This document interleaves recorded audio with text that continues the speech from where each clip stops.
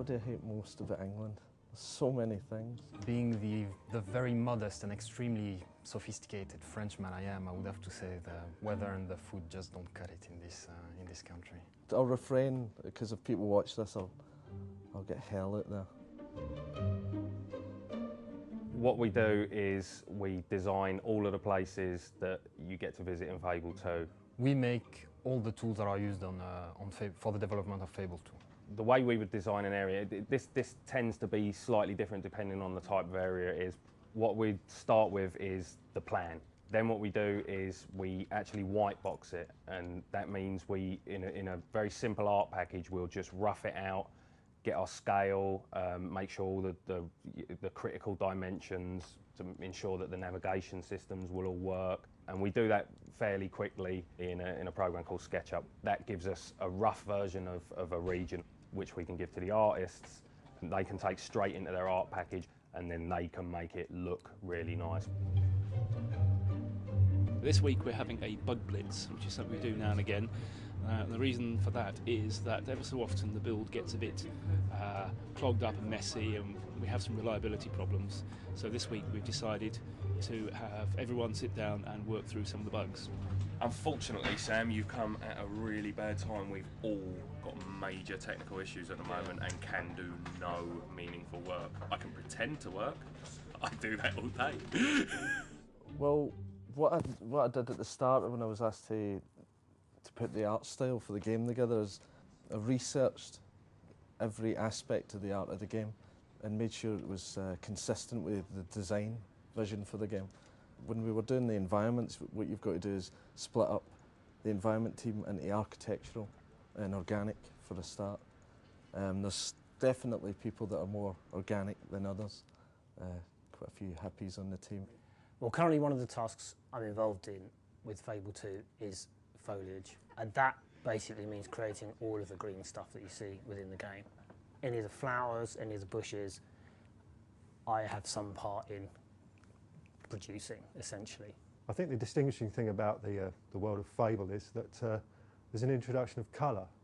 If you look at most next generation games at the moment, though they're beautifully crafted, they seem to be awash with, well, grey.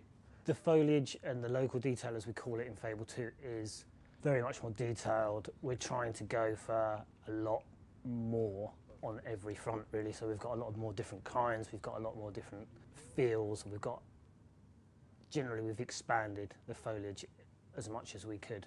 Well, you know, I work with mainly artistic people, and let's face it, they're never going to be satisfied unless they have one big red button that builds the whole game. So I'd say they are reasonably satisfied, but they're not happy.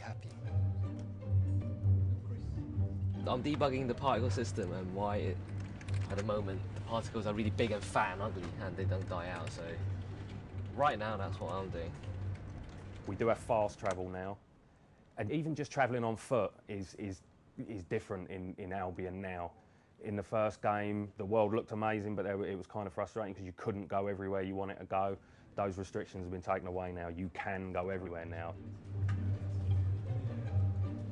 I'm fixing bugs at the moment. Some rather nasty grouping bugs in the editor, which are taking some serious investigation.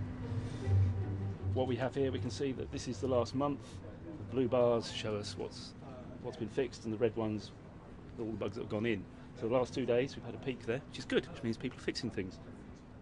The setting for the game, now that it's 500 years on, the idea was that we wanted to incorporate clockwork and get away from the medieval times and more into the age of highwaymen. It's always good to keep people on their toes when they're making the game. If you do the same thing again, it can dry up. We just want to keep everybody on their toes, especially the public as well. Well, for instance, we want our regions to be very dynamic. So it means some quests will show you a region with certain modifications, and we also want to have seasons in there. When we looked at inspirations for the game, we tended actually not to look at games and more to do with beautiful looking films, beautiful forest scenes. I mean, you've got all the martial art films that came out with a hero and what have you, with the swirling leaves going around the characters and all that kind of stuff. the thing with Fable 1 is that we literally had no idea how this game was going to be taken by the public, you know, whether anybody would actually like it. And this time we've got a better idea due to the, you know, how people responded to Fable 1, so that when we're making Fable 2 we can take the best aspects of it and carry them on and fix the worst aspects and hopefully live up to everybody's expectations.